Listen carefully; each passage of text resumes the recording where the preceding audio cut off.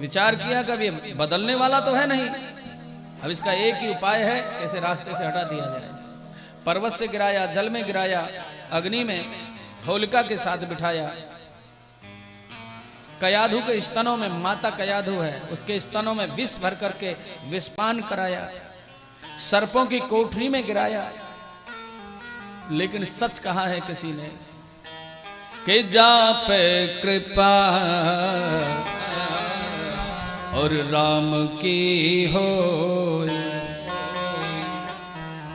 तापे कृपा, तापे कृपा करे सब कोई, जापे कृपा राम की होई, जापे कृपा राम की होई, ओ जापे कृपा राम की होई, जापे कृपा राम की होई, तापे कृपा, तापे कृपा करे सब कोई, जापे कृपा राम की होई, जापे कृपा राम की होई।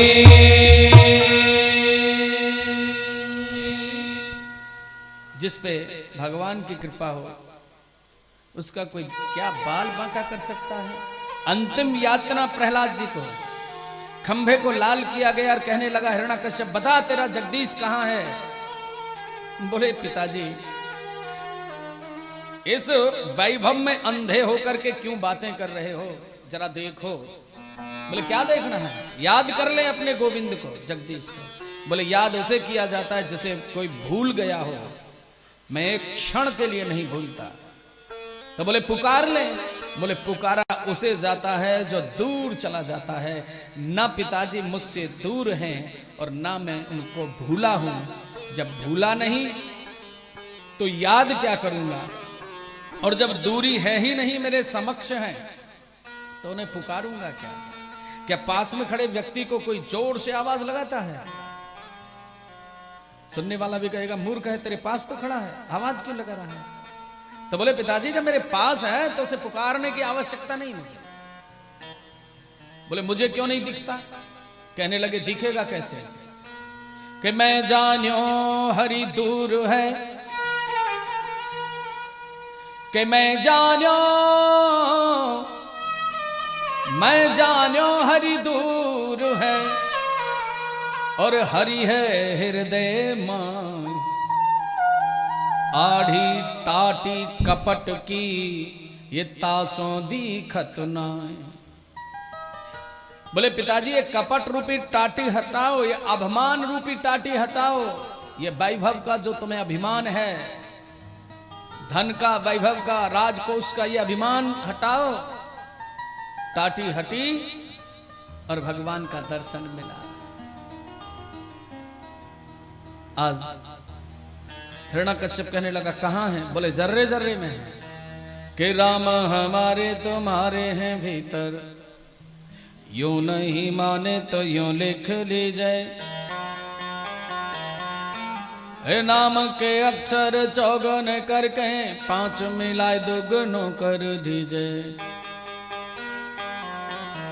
8 को भाग दियो रघुनंदन,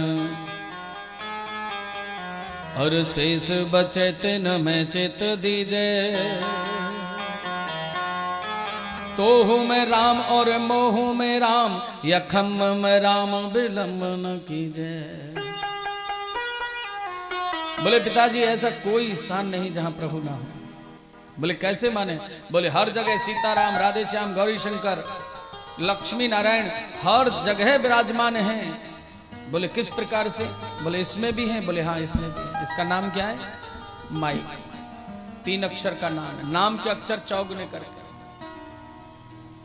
3 चौका 12, 5 मिलाए दुगुनों कर दीजिए, 12 में 5 मिलाओ 17, और 17 को दुगना करो 32।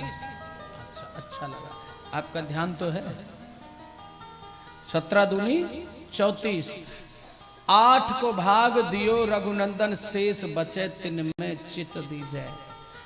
34 में 8 का भाग दो, 8 चौके 32। कितने बचे?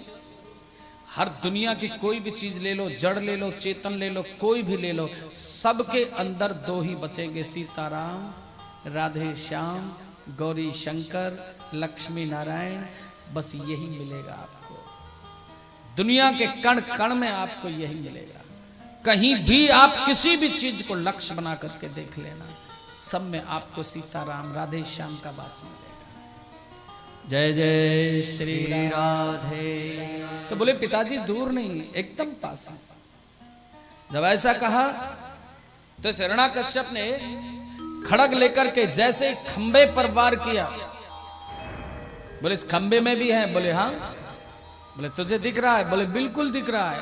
कैसा रूप है? बोले चेटी का रूप धारण करके चल रहा है, और मुझे ये संकेत दे रहा है कि जो लाल खंबा कर रखा है वो चीटी को नहीं जला सकता, मेरे भक्त के बाल को बांका नहीं कर सकता। चिंता ना कर बेटा। इसीलिए खंबे पे वार किया, भयानक गर्जना करते हुए बीच में से खंबा फट गया। नरसिंह भगवान पैदा हो गए। बोलिए नरसिंह भगवान की जय हो। नरसिंह भगवान ने उछल करके हिरण्याकश्यप को पकड़ लिया, अपने घुटनों पे सुला दिया।